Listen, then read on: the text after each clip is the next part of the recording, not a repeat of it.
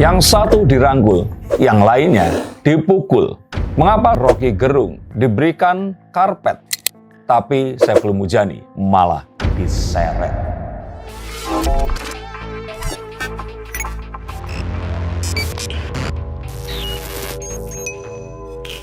Halo Sainsikers, kembali berjumpa bersama saya, Denny Darko. Tidak ada yang namanya misteri, yang ada adalah tanda-tanda yang kita semua coba untuk mengerti. Kita tahu kemarin, akhirnya Jumur Hidayat ini dipanggil untuk kedua kalinya masuk ke istana. 2 kali narapidanya juga. Dan orang-orang pada geger semuanya karena lalu buat apa? SKCK. Kalau seorang narapidana juga bisa jadi menteri. Apa yang ada di benak Pak Prabowo dan mengapa ada perbedaan antara geng Rocky Gerung, Jumur Hidayat, Haris Ansar dan sebagainya dengan Saiful Mujani, Bahdillah Badrun, Fahri Hamsari dan lain-lainnya? Apakah ada perbedaan atau ini hanyalah masalah waktu? Semua akan termul pada akhirnya. Oke, Mas Denny, kemarin momen yang paling mengejutkan itu sebenarnya bukan reshuffle kabinet ya, karena Pak Prabowo udah beberapa kali reshuffle kabinet. Ini kan lukir sebenarnya, cuman pindah-pindah lokasi. Iya. Yang reshuffle beneran ya si Jumur Hidayat. Iya, tapi yang lebih mengejutkannya lagi adalah kedatangan Rocky Gerung ke istana. Ya walaupun maksudnya seperti yang kita tahu ya, narasinya beliau ini selalu bilang bahwasanya walaupun dia mengkritik Pak Jokowi pas jadi presiden, saya nggak musuhan sama Pak Jokowi. Mengkritik Pak Prabowo pas jadi presiden, saya nggak musuhan sama Pak Prabowo. Cuman dengan datangnya beliau ke istana yang katanya menemani Pak Jumur, ini kok arahnya justru kayak apa ya, maksudnya ada 2 pihak oposisi, yang satu udah ya udah nih masuk istana. Apakah jangan banyak yang kecewa, tapi let me tell you something ya, Rocky Gerung dan Pak Prabowo tuh bestie. Kan kelihatan pas ketemu, salaman, tawanya juga nggak dibuat-buat. Dan ini sudah ditanyakan oleh Guru Gembul. Pak Rocky Gerung dianggap kritis pada Pak Jokowi, tapi Pak Prabowo dia nggak pernah kritis. Maka ada bahkan yang menanyakan dan mencurigai, jangan-jangan Rocky Gerung ini adalah intel istana. Nah, ini fotonya. Nah, ini apakah betul atau tidak? Kita masih tidak tahu. Tetapi yang pasti, banyak yang tidak setuju, banyak yang juga mungkin kecewa, ada banyak juga yang mungkin pengen dipanggil, tapi kok nggak kejadian. Tapi kita tahu bahwa sejatinya, merubah sesuatu memang akan lebih mudah jika dilakukan dari dalam. Mas, tapi kan juga seperti yang kita tahu ya, politik Pak Prabowo ini kan politik rekonsiliasi gitu. Bisa jadi jangan-jangan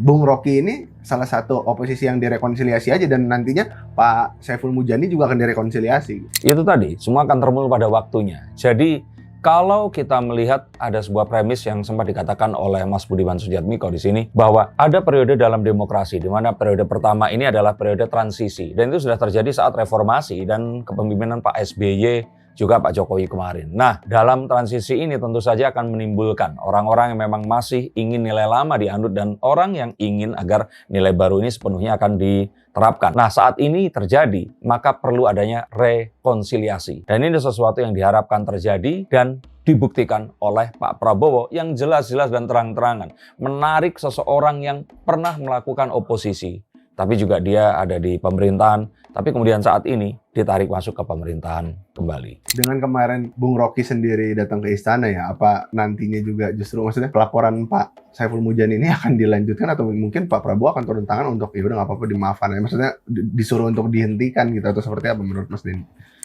Kalau saya kira sih kalau dihentikan ini sesuatu yang nggak segampang itu ya.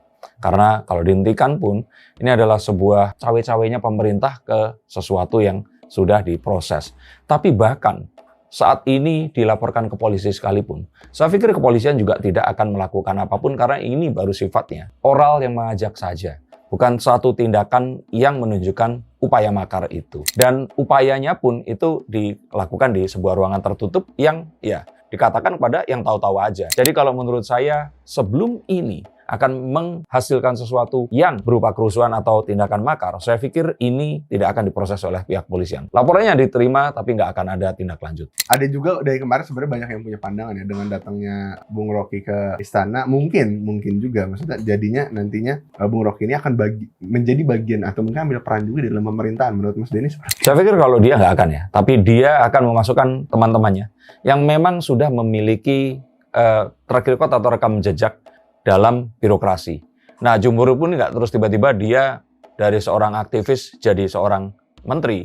Dia melewati banyak hal dan pernah juga menjadi wamen ya, yang berkaitan dengan pekerja migran dan juga ini kan dekat sekali dengan buruh dan sebagainya. Dan kali ini saat beliau ini ditempatkan di posisi yang saya kira akan sangat krusial karena dia di sini akan berhadapan langsung dengan para oligarki selama ini mengeruk kekayaan alam Indonesia dan tidak memedulikan tentang lingkungan hidup itu tadi. Dan juga di sini kita tahu bahwa kembalinya dia ini akan menjadi sebuah narasi yang tepat karena teman-temannya ini adalah teman-temannya yang juga kebanyakan ya yang kemarin yang membuat dokumenter Dirty Vote ya itu kan orang-orang yang juga melakukan protes terhadap lingkungan hidup dan yang lain-lain dan di Laksono dan sebagainya. Saya pikir dengan seperti ini harapannya bukan untuk membuat mereka ini malah mingkem atau terrepress, tapi menyalurkan melalui seseorang yang mungkin akan dikenal dan kedudukannya pun bukan kaleng-kaleng, seorang menteri.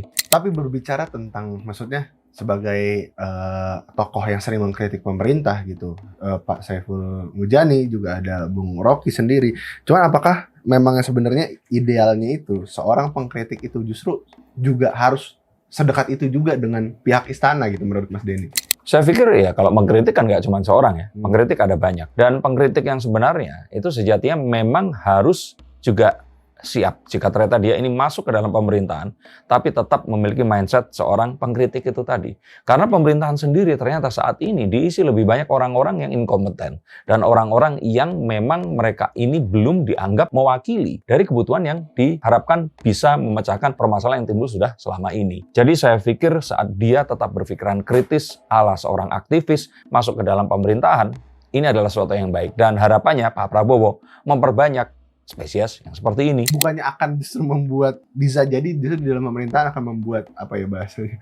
Ya mungkin dalam tanda kutip keributan sendiri, maksudnya dengan dengan apa ya bahasanya? Dengan saya kira keributan yang tertakar, terukur dan ada di dalam satu tempat yang malah nggak akan menimbulkan sebuah sentimen negatif terhadap pasar modal dan sebagainya. Ini sesuatu yang baik dan lebih pentingnya lagi nggak gampang untuk dimanfaatkan oleh orang-orang yang berkepentingan.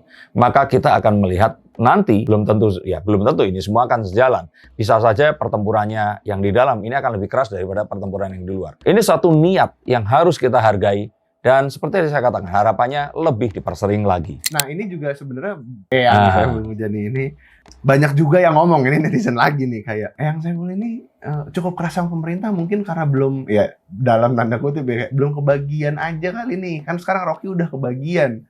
Kayaknya coming soon nih gitu. Kalau saya pikir sih enggak ya. Lebih karena dia ini produk dari Amerika dan dia ingin sekali memang demokrasinya itu benar-benar murni. Karena memang ini harus dijaga tetap murni agar dialektika itu bisa terbentuk. Tapi Eyang ini lupa kalau ternyata saat ini, mungkin saat beliau mengambil S3 dulu, sosial media nggak seperti sekarang ini.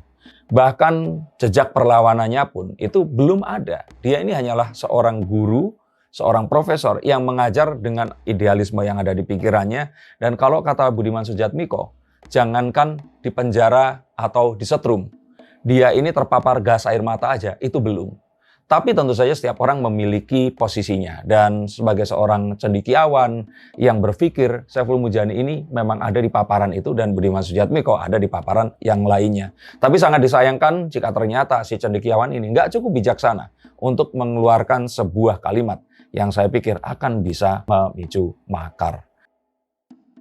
Coba tuliskan pendapat kalian terhadap hal ini dan kalian berada dari daerah mana? Apakah di daerah kalian MBG masih berjalan? Ataukah kalian berharap itu ditutup saja agar bisa menjadi bantalan fiskal yang menyelamatkan subsidi BBM dan juga pendidikan? Coba tulis dan terima kasih atas atensi kalian. Sampai jumpa dan salam.